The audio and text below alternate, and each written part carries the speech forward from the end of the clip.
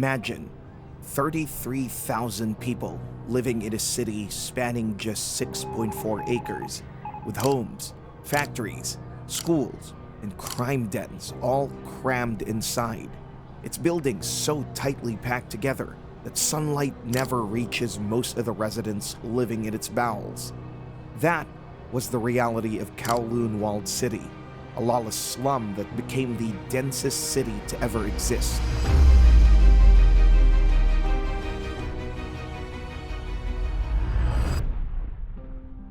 Kowloon walled city, located in Hong Kong, was a marvel of human perseverance. On a small piece of land stood 350 buildings, each one built so close to the other that it looked like one giant structure. And essentially, it was one giant structure, or better to say, an organism where everything was connected.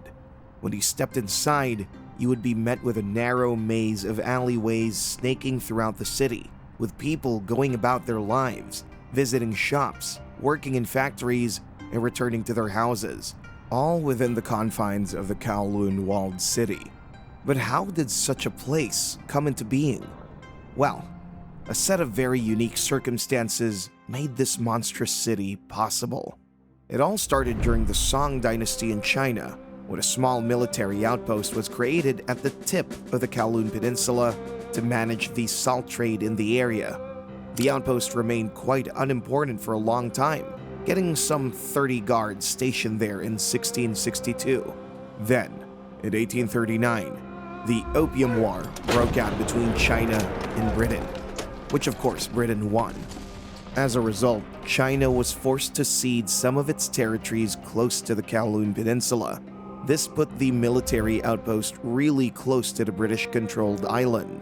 Since China wanted to keep a military presence nearby, it turned the small outpost into a fort housing a government official office and barracks for 150 soldiers.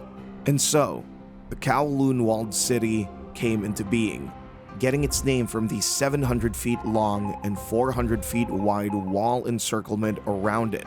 Soon afterwards, the Second Opium War broke out, and once again, Britain won, with China handing over even more territory, including the Kowloon Peninsula. If you're a history buff and all that sounds familiar, yes, you're right. This is essentially how Hong Kong was created. Now, China didn't necessarily give the land to Britain for free this time. Instead, it leased the new territories to Britain for 99 years. There was one catch, however. The Kowloon walled city was to remain under China's control.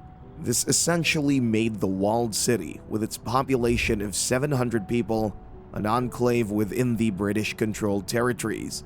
But after doing all that, neither China nor Britain took particular interest in the walled city. Pig farmers moved in and took over plots. Missionaries created a church, and even an old people's home was built inside. The palace became a slum that Britain could not clear out legally. Each time they tried, Chinese officials stepped in, claiming the walled city was still their territory. If things weren't complicated enough, then came the Japanese invasion of China. The Kowloon Peninsula came under Japanese control, and they stripped the walled city of its walls. This was done so the stones could be used to build a new runway at the Kai Tak airport. After the Japanese were defeated in 1945, there was a flood of refugees coming into the Kowloon Peninsula. The walled city, now without its walls, only consisted of the Mandarin's house. There were no markings to identify the Chinese territory's boundaries, yet strangely, the refugees flocked to it. By 1947, 2,000 squatters had taken up refuge around the Mandarin's house, their makeshift camps perfectly recreating the borders of the old walled city, not one camp straying outside the invisible line. No one dared step outside for fear of losing the protection of the Chinese government. Hong Kong authorities tried clearing away the refugees, but the backlash from Chinese authorities and the public was too much. Even a British consulate got set on fire. The Hong Kong government had no choice but to give in, leaving the walled city well alone. That essentially gave Kowloon Walled City a green pass to evolve from a temporary refugee camp to something more permanent. The refugees put up huts and made it their new home. It wasn't a safe home, however. Even in its early days, the walled city was built haphazardly. In 1950, a fire broke out, burning down 2,500 huts. Some say the fire was set intentionally so the city could be built back up much taller and denser. And that's exactly what happened. In the 1960s, the city was going through a growth spree, with buildings being added on top of each other. The only restriction was that buildings could not be over 14 stories high, since flights needed to fly close by to land at the nearby airport. Aside from that, buildings could be built without any regard for rules and regulations. There was no mind to safety, as there was no one to enforce it. You see, the walled city enjoyed a very unique position, where neither parties that claimed ownership over it were really administering it. China laid claim to it, but did not get itself involved in the day-to-day administration of the enclave. The Hong Kong police had decided on a non-intervention policy when it came to the walled city, fearing riots and backlash from the Chinese government. There were no taxes, no police, and no one to keep track of the people living there. The city had become a self-sustaining world of its own where no government ruled. And this kind of freedom attracted all kinds of people, not always the good kind.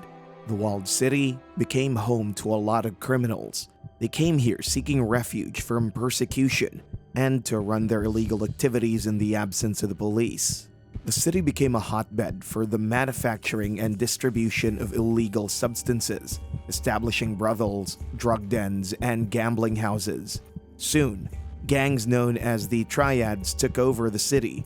These consisted of 5 gangs in total: King Yi, Sun Yi-on, 14K, Wo Xingwo, and Tai Ha Chai. Aside from engaging in all kinds of illegal activities, these organizations also began collecting protection money from the residents, which in a way became the tax for living in the walled city. Since a constant police presence in the city was impossible, Hong Kong police had only one way to counter the spread of crime that was seeping out of the walled city: conducting raids.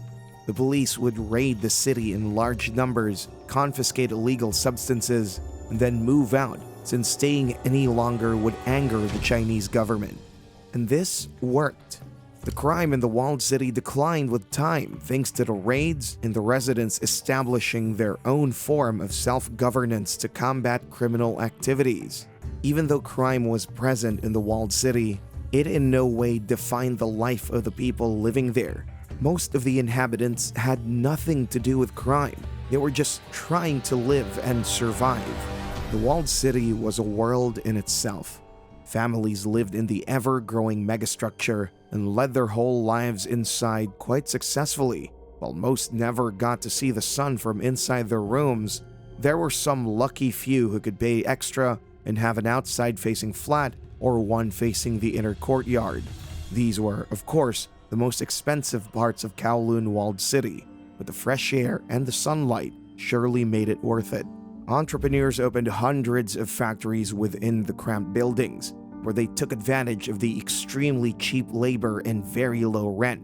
With no labor rights being enforced in the lawless city, the factory owners could get away with providing terrible working conditions. These businesses were extremely profitable, since while technically not legal, the goods produced here found their way into Hong Kong and even international markets. While metal, textile, and plastics were popular exports of the walled city, there were also factories that specialized in food items. Types of food that were banned in Hong Kong, such as dog and snake meat, could be produced in the walled city without any problem. These dishes, made in very unsanitary conditions, often found their way into various Hong Kong restaurants to be served to the general public. The walled city also proved to be a safe haven for unlicensed dentists who could practice their craft without the authorities breathing down their necks. And people from Hong Kong would come to them, gladly accepting the cheaper treatment.